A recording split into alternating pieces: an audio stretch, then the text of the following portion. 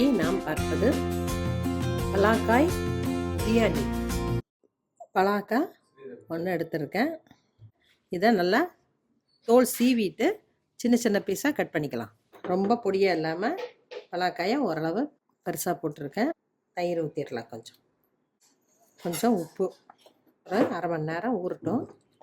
முந்திரி பருப்பு 6, பட்டை 2 துண்டு, கிராம்பு 2, ஜாதி பத்திரி 5-6 பீஸ், அன்னாசி பூவில் 2 துண்டு மட்டும் போட்டிருக்கேன், கசகசா 1 டீஸ்பூன், ஏலக்காய் 2.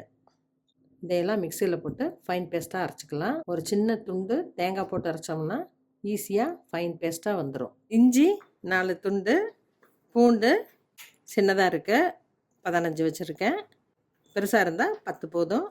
சின்ன வெங்காயம் 10 வச்சுருக்கேன். இதை மிக்சியில் 1-2 அரைச்சிக்குவோம்.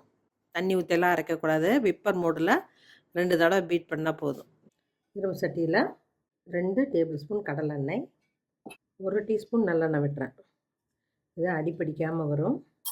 தேங்காய் எண்ணெய் 2 டேபிள் ஸ்பூன், 2 பட்டை, 2 கிராம்பு, 1 ஏலக்காய், பிரியாணி இலை சின்னதாக 1 போட்டிருக்கேன், முந்திரி 5 போட்டிருக்கேன், பச்சை மிளகாய் 4 கீரி போட்டுட்டேன். அதனால் நமக்கு ரொம்ப வெடிக்காது.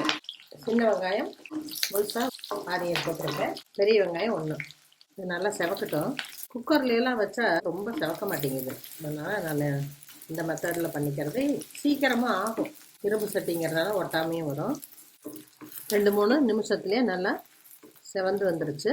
இஞ்சி பூண்டு விழுத போட்டுடலாம். இதுவும் நல்லா பச்சை வாசனை போகிறதுக்கு 2-3 நிமிஷம் விட்டுருவோம். நல்லா ஃப்ரை ஆயிடுச்சு. தக்காளி 1 பழம் கொஞ்சம் பெருசாக போட்டிருக்கேன். இதுவும் நல்லா ஃப்ரை ஆகட்டும். அரைச்சதை போட்டுடலாம். 1 டீஸ்பூன் மிளகாய்த்தூள் வீட்லேயே அரைச்சது, கொத்தமல்லி தூள் 1/2 டீஸ்பூன். காரம் அதிகம் வேணுங்கிறவங்க இன்னும் கொஞ்சம் போட்டுக்கலாம். கொஞ்சம் ஃப்ரை ஆகட்டும். தயிரில் மேரினேட் பண்ண பலாக்காயை போட்டுடலாம். இதுவும் இந்த மசாலோடு சேர்ந்து கொஞ்சம் நேரம் ஃப்ரை ஆகட்டும். நான் எதுக்குமே ரிஃபைண்ட் ஆயில் வாங்குறது இல்லை. சன்ஃப்ளவர் ஆயில், ரிஃபைண்ட் ஆயில் 2யுமே அவாய்ட் பண்ணிக்கலாம். கடலை எண்ணெய் டேஸ்ட்டு கொடுக்கும், அதனால் யூஸ் பண்ணிக்கணும். நல்லா 5 மினிட்ஸ் ஃப்ரை ஆகிடுச்சு. குக்கரில் போட்டுடலாம். இப்போ தயிர் ஊற்றுறேன். தேங்காய் பால் 1/2 கப். 1 கப் அரிசிக்கு 2 கப்பு தண்ணி ஊற்றலாம். 1 கப்பு தண்ணி. நான் முதல்லையே 1/2 கப்பு பால் ஊற்றிருக்கேன். அரைச்ச தண்ணி 1/2 டம்ளர் இருக்குது. உப்பு போட்டுடலாம். வெயிட் போட்டு 2-3 விசில் விட்டுறலாம். அப்போ தான் அந்த பலாக்காய் நல்லா சாஃப்டாக வேகும். அரை மூடி லைம் ஜூஸ் போடுறேன்.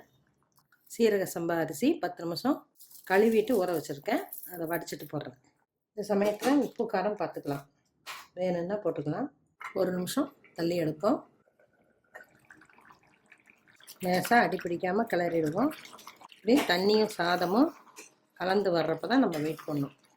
அப்போ தான் குழையாமல் இருக்கும். இப்போ தாளிக்கிறப்ப நெய் ஊற்றல. இப்போ ஒரு 2 டேபிள் ஸ்பூன் நெய் ஊற்றுறேன். தாளிக்கிறப்ப ஊற்றுறத விட தம் போடுறப்ப ஊற்றுறப்ப நல்லா நெய் மணம் இருக்கும். எப்போவுமே பிரியாணி, கீ ரைஸ் இதுக்கெல்லாம் 1 உப்பு கம்மியாக தான் போடணும். அப்போ தான் டேஸ்ட் கொடுக்கும். இல்லாட்டி சாப்பிட்றப்ப உப்பு தான் டாமினேட் பண்ணும். கொஞ்சமாக புதினா இலை, கொத்தமல்லி இலை. புதினாவை ஃப்ரை பண்ணுறப்ப போட்டுக்கலாம். கொத்தமல்லி இலையை கடைசியாக போட்டால் தான் நமக்கு ஃப்ளேவர் கிடைக்கும்.